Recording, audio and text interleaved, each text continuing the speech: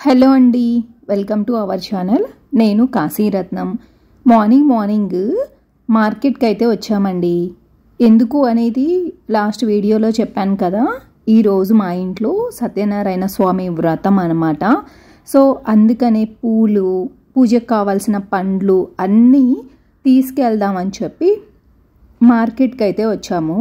మా ఇంట్లో పూజకు సంబంధించినవి ఏ కార్యక్రమాలు జరిగినా కూడా కావాల్సిన పూలు, నాకు డెకరేషన్ అంటే చాలా ఇష్టము. అందువల్ల ఇంట్లో జరిగిన కార్యక్రమాలకి స్వయంగా నేనే డెకరేషన్ చేసుకుంటాను. సో ఎక్కువ పూలు కావాల్సి వస్తుంది అన్నమాట పూజ కంటే. అది మార్కెట్కి వచ్చాను అనుకోండి, కొంచెం కాస్ట్ తగ్గుతుంది, అందులో ఫ్రెష్గా దొరుకుతాయి, వెరైటీగా కూడా దొరుకుతాయి. కాబట్టి మార్కెట్కి అనేది వస్తూ ఉంటాము. ఫస్ట్ నుంచి వీడియోస్ని ఫాలో అయ్యే వాళ్ళకైతే అర్థమయ్యే ఉంటుంది నేను ఏ విధంగా పూజలకి ఇంట్లో డెకరేషన్ చేసుకుంటాను ఏంటి అని. ఫస్ట్ పూలు ఒక రౌండ్ చూసుకుంటూ వచ్చామండి.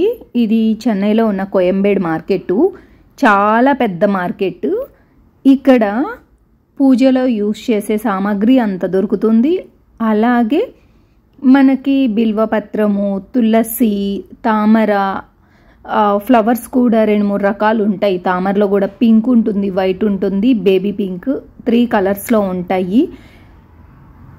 ఒకటి దొరుకుతుంది, ఒకటి దొరకదు అనేం లేదు. ఈ మార్కెట్లో అన్నీ దొరుకుతాయి. నాకైతే చాలా ఇష్టము డెకరేషన్ చేసుకోవడము. సో ఆ పూలన్నీ కావాలి అంటే మార్కెట్కి వెళ్ళాలి. అందుకే మార్నింగ్ మార్కెట్కి అయితే వచ్చాము. కానీ చాలా కాస్ట్ ఉందన్నమాట. కేజీ 220 అలా కూడా ఉన్నాయి చామంతులు అయితే. ఎందుకంటే ఇప్పుడు సమ్మర్ కదా, అందుకని పూలు ఎక్కువ వెరైటీ. ఇప్పుడు వరలక్ష్మి వ్రతానికి వచ్చినప్పుడు ఎన్ని రకాల పూలు ఉంటాయో అన్ని రకాలైతే లేవు. బట్ ఉన్న వరకు ఫ్రెష్గా ఉన్నాయి. కాస్ట్ కూడా కొంచెం ఎక్కువగానే ఉంది. బట్ నేనేంటంటే పూజకు కావాల్సినవి ఒక 4 రకాల పూలు అయితే తీసుకున్నాను. ఫస్ట్ రోజ్ తీసుకున్నాను. దాని తర్వాత రోజులో కూడా ఒక 2 రకాలు తీసుకున్నాను. అండ్ డెకరేషన్ కావాల్సినవి కూడా ఇందులోనే తీసుకొని ప్లేట్లో సపరేట్గా పెట్టుకొని డెకరేషన్ చేసుకుంటాను. అండ్ చామంతుల్లో కూడా ఒక 2 రకాలు తీసుకున్నాను. అలా 5-6 రకాల పూలు అండ్ గజమాల తీసుకుంటాను. ఎవ్రీ టైం మా ఇంట్లో ఏ పూజ అయినా సరే గజమాల అనేది మస్ట్ అండ్ షుడ్. ఎందుకో నాకు ఫస్ట్ నుంచి ఇలా అలవాటు అయిపోయింది అనమాట. వైభవలక్ష్మి వ్రతం చేసుకున్నా, శ్రావణ మాసంలో వరలక్ష్మి వ్రతం చేసుకున్నా, ఇంట్లో ఇలాంటి వ్రతాలు చేసుకున్నా కూడా మస్ట్ అండ్ షుడ్ ఇంటి ముందు ఈ గజమాల అనేది వేసుకుంటాను. దివాళీ, సంక్రాంతి ఇలాంటి టైంలో పూలతో గుమ్మం ముందు డెకరేషన్ అనేది చేసుకుంటాను. ఎస్పెషల్లీ చాలా ఇంట్రెస్ట్ అనమాట, అందుకే ఇలా చేసుకుంటాను. అండ్ మార్కెట్ నుంచి వచ్చిన తర్వాత ఇంట్లో పనులన్నీ ఉన్నాయి. హెల్పర్ అయితే ఇప్పుడప్పుడే వచ్చేలాగా నాకైతే అనిపించట్లేదు. చూస్తాను ఈ మంత్ ఎండ్ వరకు. జూన్ ఫస్ట్ వీక్లో ఎవరైనా ఇంకా కొత్త వాళ్ళనైనా చూసి పెట్టుకుంటాను తనకి కాల్ చేసి. ఎందుకంటే పూజ ఈవినింగ్ ఉందండి. ఆ రోజు పౌర్ణమి, మండే రావడం చాలా మంచి రోజు. అందుకని చెప్పి పూజారి గారిని అడిగితే ఈవినింగ్ పెట్టుకోండి అని చెప్పారనమాట. సో అందుకనే వ్రతము ఈవినింగ్ ఉంది 6 o'clockకి. ఇక డే అంతా ఖాళీగా ఉంటాం కాబట్టి అప్పుడే ఫ్రెష్గా ఉంటాయి ఈ పూలు కూడా. ముందు రోజు తెచ్చుకుంటే వాడెళ్ళిపోతాయి కదా, ఈ అసలే సమ్మరు. సో అందుకని పూలు తెచ్చుకున్నాను. మధ్యాహ్నం అంతా డెకరేషన్ చేసుకున్నాను. మార్కెట్కి వెళ్ళొచ్చిన తర్వాత చాలా పనులు ఉన్నాయన్నమాట. ఆ పనులన్నీ చేసుకున్నాను. పంతులు గారు లిస్ట్ ఇస్తారు కదా, ఆ లిస్ట్లో ఉన్నవన్నీ కూడా మార్కెట్లోనే తీసుకొచ్చాను.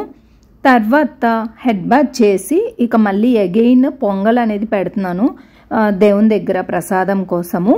వ్రతం అనేది ఎందుకు పెట్టుకున్నాను అంటే, ఇప్పుడు ఈ మంత్లో చేయిస్తే చాలా మంచిది అన్నారు. మా అత్తయ్య గారు కాలం చేసిన తర్వాత ఇంట్లో అలాంటి కార్యక్రమం జరిగినప్పుడు ఏదైనా మంచి కార్యక్రమం పెట్టుకుంటే మంచిదని చెప్పి మా వారి ఫ్రెండ్ ఒకరు సజెస్ట్ చేశారనమాట. అంటే ఆయన కూడా పంతులు గారే, బాగుంటుంది పెట్టుకుంటే అనేసి. అందుకని వ్రతం పెట్టుకున్నాము. ఈ వ్రతానికి ఎవరిని పిలవలేదండి. ఎందుకంటే ఇక్కడున్న ఫ్లాట్స్లో మేమంటే పిల్లల గురించి, అంటే ధనుష్కి ఎగ్జామ్స్ జరుగుతున్నాయి, వాడు బీటెక్ కోసం కొన్ని కాలేజెస్ అవి చూస్తూ ఉండడం వల్ల మేము హాలిడేస్కి ఊరికి వెళ్ళలేదు. కానీ మా ఫ్రెండ్స్ అందరూ ఊరు వెళ్తారు కదా, ఎవరూ లేరు, అందరూ ఊర్లకైతే వెళ్ళారు. సో అందులో ఒకరుండి ఒకరు లేకపోయినా ఒకలాగా ఉంటుంది కదా, అందుకు ఎవరు లేనప్పుడు సరే ఎందుకులే అని చెప్పి నేను ఇంకా ఎవరిని పిలవలేదు, ఓన్లీ మా ఫ్యామిలీ మాత్రమే చేసుకున్నాము. సరే పూజే కదా మన వరకే చేసుకుందాంలే వ్రతము అనేసి ఇలా డిసైడ్ అయ్యాము.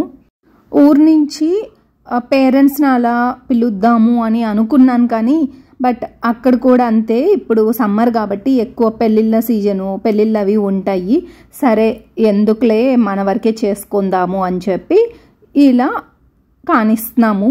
బట్ వ్రతం చాలా బాగా జరిగిందండి. ఈ పూజారి గారు మా ఇంట్లో ఏ అకేషన్ ఉన్నా తిననే కాంటాక్ట్ అవుతామన్నమాట, తిను వస్తారు, చాలా బాగా చేస్తారు. ఇక్కడ తెలుగు పూజారులు దొరకడం కష్టం కదా, బట్ ఈయన మాకు ఫస్ట్ నుంచి చేస్తూ ఉంటారు కాబట్టి పిలుస్తాము. చాలా బాగా జరిగింది వ్రతము, చాలా బాగా చేశారు. ఎస్పెషల్లీ పూజారి గారు కూడా అదే అంటున్నారనమాట, ఏంటి ఎప్పుడు హాల్ నిండా ఉంటారు పూజలకు, అది ఈసారి ఎవరిని పిలవలేదా అని చెప్పి. లేదండి, అందరూ ఇలా ఊర్లో అయితే వెళ్ళారు, ఎవరు లేరు, అందుకే పిలవలేదన్నమాట. ఊర్లో కూడా పెళ్ళిళ్ళు అవి ఉన్నాయి అన్నమాట, సో అందుకే ఇన్వైట్ చేయలేదు అని చెప్పి అంటే పూజారి గారు అవును ఎక్కువ కాన్సన్ట్రేట్తో పెట్టి వింటారు ఎవరు లేకుండా ఉంటే అని చెప్పి ఏదో జోక్లాగా మాట్లాడుతూ ఉన్నారు. బట్ కథ అయితే చాలా బాగా విన్నాను, బాగా జరిగింది. మా గృహప్రవేశం అప్పుడు చేసుకున్నాము, కరోనా టైం అన్నమాట. అప్పుడు ఎక్కువ మంది ఇన్వైట్ చేయడానికి మాకు ఈ ఫ్లాట్స్లో వాళ్ళు పర్మిషన్ ఇవ్వలేదు, ఒక 20 మెంబర్స్ అని చెప్పారు కాబట్టి అలా 20 మెంబర్స్ని మాత్రమే ఇన్వైట్ చేసాము. ఇక్కడ వాళ్ళు ఎవరు రాలేదు. దాని తర్వాత వీక్లీ వన్స్ లాగా పిలిచి ఒక్కొక్క ఫ్యామిలీకి ట్రీట్ అనేది ఇచ్చామన్నమాట. గృహప్రవేశానికి పిలవలేదు కాబట్టి, వ్రతానికి అప్పుడు పిలవలేదు, ఇప్పుడు కూడా కుదరలేదు అదనమాట. బట్ పూజ అయితే ఇలా జరుగుతూ ఉంది. నేను వీడియో ధనుష్ని కానీ టెడ్డీని కానీ షూట్ చేయమని చెప్పాను అనమాట. మీకు తెలిసిందే కదా, నేను మర్చిపోతూ ఉంటాను ఇంట్లో అకేషన్స్ ఏదైనా ఉన్నప్పుడు. కానీ పూజారి గారు ఏం చేశారంటే, వ్రతం కదా నలుగురు కూర్చోవాలి అని చెప్పి అన్నారు. సో అందుకని తర్వాత గుర్తొచ్చి వీడియో స్టార్టింగ్లో కొంచెం తీసి ట్రైపాడ్కి ధనుష్ అలా ఫిక్స్ చేశాడు కెమెరాని, అలా రన్ అవుతూ ఉంది. నేను మీకు వాయిస్ ఓవర్ అనేది ఇస్తూ ఉన్నాను. ఇంట్లో ఏ పూజలు ఉన్నా అలా ఏంటంటే ఎక్కువగా రెడీ అవ్వడానికి ఇష్టపడను అనమాట. పూజలు మీదే ఇంట్రెస్ట్ ఎక్కువ ఉంటుంది కదా, పూజ చేసుకోవాలి అని చెప్పి. సో అందుకని సింపుల్గా ఈ శారీ అయితే కట్టుకున్నాను, బ్లాక్ బిట్స్ వేసుకున్నాను అండ్ జడ వేసుకున్నాను. జడ వేసుకుంటే ఇదివరకు అంతా కటింగ్స్ అనమాట, లేయర్స్ కట్ అలా చేయించడం వల్ల జడ వేసినా ఉండదు. ఒక 1 అవర్ ఉండడం మహా గొప్ప అనమాట. సరే పూజ కదా అని చెప్పి జడ అది వేసుకున్నాను అదనమాట. ఇక టెడ్డీ కూడా అంతే ఇలా రెడీ అయిపోయింది. నేను ఎస్పెషల్లీ వీడియో తీయాలి అనేమి తీయలేదు, సరే గుర్తొచ్చినప్పుడు తీసుకుందాము మీతో కూడా షేర్ చేసుకుందాం అన్నట్టుగా వీడియో అయితే షూట్ చేశాను. 3-4 రోజుల ముందు నుంచి వ్రతం ఉంది, ఇల్లంతా క్లీన్ చేయాలి, ఇల్లంతా శుభ్రం చేసుకోవాలి అని చెప్పి చేస్తూ ఉన్నాను కదా. బట్ వ్రతం అయితే అలా వచ్చి ఇలా వెళ్ళిపోయినట్టే అనిపిస్తుంది. బట్ ముందంతా ఇల్లు శుభ్రంగా క్లీన్ చేసుకున్నాను, బాగా జరిగింది వ్రతం కూడా. పూజారి గారు కొన్ని మంత్రాలు అవి చదువుతూ ఉన్నారు కదా, కథ చెప్తూ ఉన్నారు. సో యాజ్ టీజ్గా కొంచెం అలా ఫ్యూ మినిట్స్ కూడా కాదులేండి, ఫ్యూ సెకండ్స్ పెడతాను చూడండి. సర్వం ప్రతిష్ఠితం తస్య మధ్యే మహానజ్ఞర్ విశ్వాచ్యర్ విశ్వదోముఖః సోగ్రభుగ్యుపయన్ తిష్టన్నాహారమజరక్కవిః త్రియగోర్ధ్వమదస్యాయైరస్మయస్తస్య సంతదా. చూశారు కదా మంత్రాలు ఎంత బాగున్నాయో వినడానికి. సో అప్పుడప్పుడు ఇయర్లీ వన్స్ అయినా కుదిరినప్పుడు ఇలాంటి పూజలు మనం ఇంట్లో చేయించడం వల్ల మన ఇంటికి చాలా పాజిటివ్ ఎనర్జీ ఉంటుంది. తెలీదు, మనము పూజలలో కొన్ని తప్పులు చేయొచ్చు, అన్నీ మనకు తెలియాలని ఏం లేదు కాబట్టి అలా తప్పులు జరుగుతూ ఉంటాయి. దానివల్ల కొంత నెగిటివ్ ఎనర్జీ కూడా ఉంటుంది. బట్ అలాంటివి పోవాలి అన్నా లేకపోతే ఇంటికి దిష్టి తగిలింది అలా అంటూ ఉంటారు.